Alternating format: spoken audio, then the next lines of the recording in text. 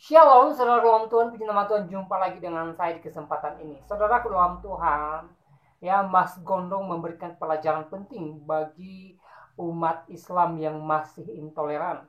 Ya, beliau mengatakan bahwa hampir setiap tahun jumlah Islam itu menurun katanya. Itu ulah dari orang-orang yang masih intoleran, yang suka mengganggu ibadah orang lain, yang suka mengganggu agama orang lain, yang suka baper dan lain sebagainya. Dan seruan Tuhan, terlebih dahulu mari kita melihat videonya. Yang melakukan pemurtadan sebenarnya dalam Islam adalah oknum Islam itu sendiri. Banyak yang ini Bang udah bertanya, apakah seperti ini agama saya? Apakah seperti ini?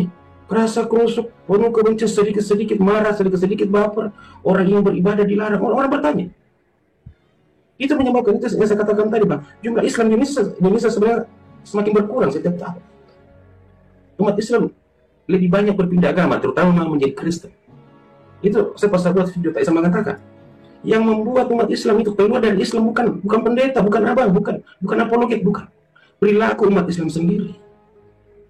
Sebab melihat sedikit-sedikit yang berbuat onar Islam. Nah, agama saya ini seperti apa sih sebenarnya? Padahal padahal apa yang mereka lakukan sebenarnya tidak mencerminkan Islam itu sendiri. Ya. Jadi mungkin jika perilaku saudara-saudara seiman saya seperti ini, mungkin 60 tahun ke depan agama mayoritas Indonesia itu Kristen, Bang. Iya. Saya tidak berlebihan, Bang. Silakan Abang lihat statistik. Buka. Artinya, ini jadi warning sebenarnya. Ini bukan persoalan jumlah sebenarnya. Ya, bukan persoalan jumlah. Itulah mengapa saya selalu katakan ke teman-teman, jika kalian ingin syiar, tidak perlu menutup gereja, tidak perlu melarang orang beribadah, bukan itu syiar yang tepat. Syiar itu apa? Bagaimana cara membuat orang lain tertarik dengan Islam tanpa mengajak dia masuk Islam? Belajar dari karakter Nabi Muhammad, bagaimana dia mengasihi orang, bagaimana dia berbuat baik, begitu. Dan hal ini benar-benar menjadi warning, Bang. Ya, benar-benar menjadi warning. Dan jika ini tidak benar-benar kita tidak antisipasi, Bang, ini jadi bom waktu. Mungkin saat ini, Bang, ya, ketika para apologet Islam itu seenaknya mau maki-maki orang, pasti ada kebencian di sini, Bang. Demi Allah, wallahi pasti ada. Itu akan menjadi benih kebencian, dan itu tinggal membutuhkan pemicu saja, Bang.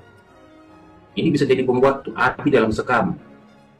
Sekarang ada berapa banyak misalnya, ya, saudara-saudara kita yang non-muslim yang menaruh kebencian, terutama saudara-saudara kita umat Kristen, banyak, walaupun mereka adalah tidak berani speak up. Beda dengan abang memiliki keberanian lebih untuk speak up tentang itu. Ada berapa banyak orang-orang Kristen di Kalimantan, di Sumatera yang sakit hati dengan kata-kata nandar, kata-kata sumah. Ini seperti api dalam sekam, Bang. Suatu saat ada yang memicu itu, ini bisa jadi konflik horizontal. Dan ini yang paling saya takutkan sebenarnya. Artinya ketika tidak ada bibit kebencian, misalnya seperti inilah, Bang, ya. Katakanlah kita bertetangga, Bang. Ya, alhamdulillah kondisi hubungan kita baik-baik saja. Katakanlah abang seorang Kristen dan saya seorang Muslim. Jika di komunitas kita ada kesalahpahaman, kan mudah. Saya tinggal nelpon abang, Bang, tolong, ada kesalahpahaman ini, boleh tidak anggotanya abang dinasihati, ini ada kesalahpahaman biasa. Jika komunikasi kita bagus, tidak jadi persoalan. Tapi ketika kita menanam benih, dalam kekristenan ada istilah tabur tuai. Apa yang kamu tabur, itu yang kamu tuai.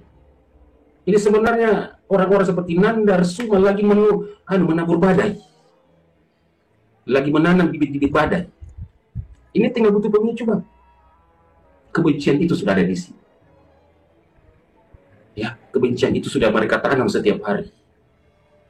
Andainya kita tidak boleh memandang remeh sebenarnya.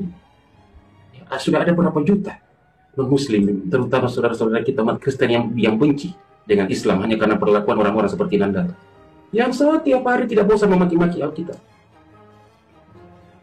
Ini silakan abang pikir, ya, apa yang dirasakan sekarang. Hampir semua orang, Bang, cuma kambing yang tidak punya HP sekarang. Ya, setiap orang punya HP, Bang, termasuk saudara-saudara kita umat Kristen. Ketika mereka melihat orang-orang seperti nandar semua memaki-maki Alkitab mereka, kitab suci mereka, bibit permusuhan itu ada di sini. Demi Allah, pasti ada. Kebencian itu pasti ada. Dan ini tinggal membutuhkan apa ya? Pemicu. Ini sangat berbahaya Bang, demi Allah sangat berbahaya. Ini bukan hanya tentang kerukunan Bang, ini tentang NKRI kita bercerita. Ya, mungkin terdengar sangat klise, sangat klasik, tapi ini sudah pernah terjadi. Bagaimana komunikasi tidak lancar di Ambon sehingga ada konflik, bagaimana di Poso sebenarnya. Dan kita tidak ingin mengulangi ini sebenarnya. Tapi orang-orang seperti Nandar Suma itu terus ofensif, ofensif, ofensif. Apa yang kalian cari? Mungkin kalian sudah wafat, kalian sudah mati berdua. Bibit-bibit kebencian yang kalian tanam itu baru berbuah. Berbuah apa? Bukan berbuah baik, berbuah kerusuhan. Mereka tidak sadar Bang, mereka lagi menanam benih. Benih kebencian itu suatu saat akan tumbuh menjadi besar dan tinggal butuh detonasi meledakkan. Ya, mengapa Bang? Ya, contoh, saudara-saudara kita misalnya di Kalimantan, mereka diam. Saudara-saudara kita yang umat Kristen di Kalimantan mungkin terlihat diam. Ketika si Suma, ketika si Nanda memaki-maki Alkitab, cuma diam. Tapi hati dan pikiran manusia itu merekam.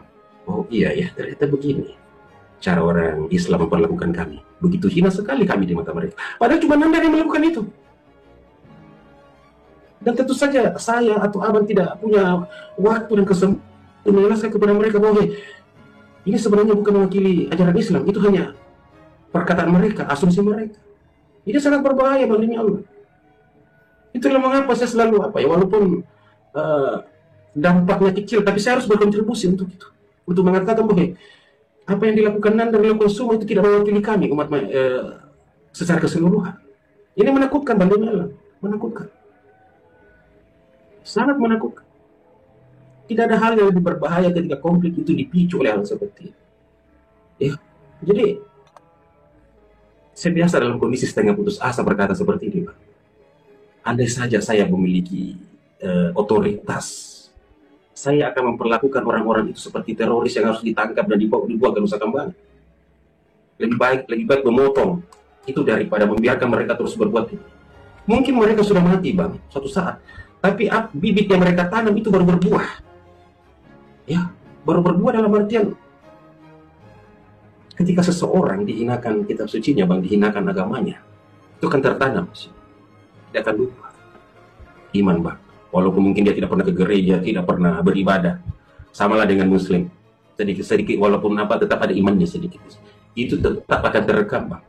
Dan itu akan menjadi sesuatu yang traumatik hingga dia dewasa. Mungkin ketika dia kuliah, dia menjadi benci dengan umat Islam, benci dengan kawan yang Islam, padahal kawan yang Islam itu tidak berbuat jahat dengan dia. Jadi orang-orang seperti Suma dan Nandar lagi mewariskan kebencian. Mereka mungkin sudah mati nanti, tapi kebencian yang mereka tanam saat ini baru berbuah pada saat itu. Jadi kita tidak berpikir dalam konteks sekarang, tidak berpikir jangka panjang. Baik, saudara Tuhan, itu videonya kita sudah simak apa yang disampaikan oleh Mas Gondong di video tadi. Ya, beliau mengatakan bahwa hampir setiap tahun ya jumlah daripada Islam ini menurun katanya ya akibat perbuatan orang-orang yang masih intoleran, yang suka baper, yang suka mengganggu ibadah orang lain, yang anti dengan rumah ibadah agama lain, dan yang melakukan hal-hal yang kurang bijaksana. Nah, saudara dalam Tuhan, sangat luar biasa apa yang disampaikan oleh beliau di video tadi, merupakan pelajaran penting bagi kaum intoleran. Supaya apa? Supaya mereka sadar bahwa bersikap intoleran itu tidak baik, ya. Dan seperti yang disampaikan oleh Pak Gondrong di video tadi, ya, beliau mengatakan bahwa ada orang-orang Islam yang sadar dan mempertanyakan agamanya sendiri, ya. Kenapa orang-orang di agama saya seperti ini? Ya, kenapa seperti ini? Kenapa sedikit-sedikit melakukan hal ini? Nah, saudara dalam Tuhan, dengan berbagai pertanyaan itu, ya Pak Gondrong bilang kalau jumlah Muslim ini semakin menurun, saudara dalam Tuhan. Ya, jadi semoga apa yang disampaikan oleh beliau di video tadi sampai ke telinga orang-orang yang masih intoleran di Indonesia ini, supaya mereka sadar bahwa perbuatan intoleran itu tidak baik, ya, tidak bijaksana, tidak terpuji, dan berdampak negatif bagi agama mereka sendiri. Nah, saudaraku dalam Tuhan, sekali lagi saya sangat salut dengan Pak Gondrong di video tadi, dan dimanapun beliau berada, semoga beliau diberkati Tuhan dan semoga beliau tetap sehat. Dan saudara dalam Tuhan, saya tidak panjang lebar menyampaikan pesan melalui ini. Kiranya apa yang beliau sampaikan di video tadi memberkati kita dan Tuhan Yesus memberkati kita semua. Shalom.